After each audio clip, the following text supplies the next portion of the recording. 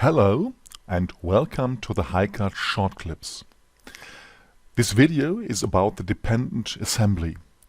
With this you have the possibility to show the different production steps applied to an assembly. To do this, I make the assembly a dependent assembly.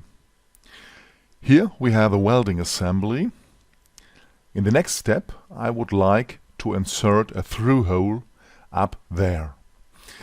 I create the dependent assembly, and in this case I want the article master data assignment of the original assembly not to be copied, and I also want the dependent assembly to be inserted here within the model drawing as an additional part.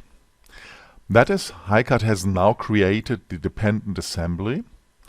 I'm now moving it away from the original assembly. To show what is possible, I move the subparts of the original assembly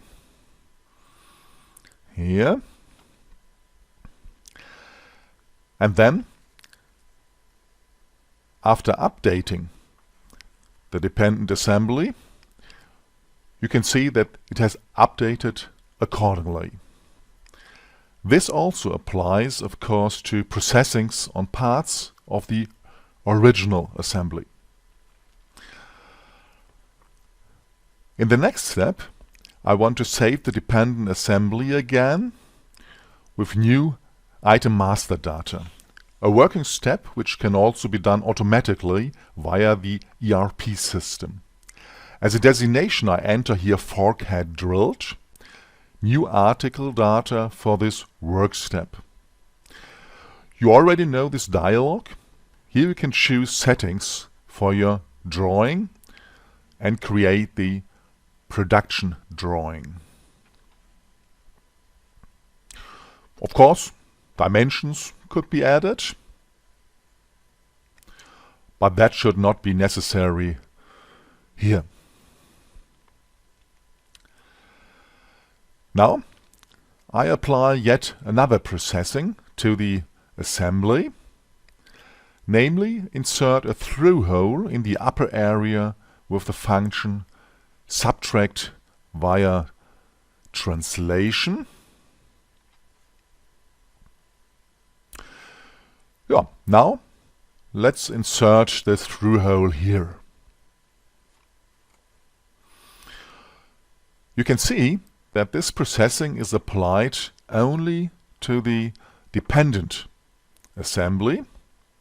It will not be transferred to the original assembly.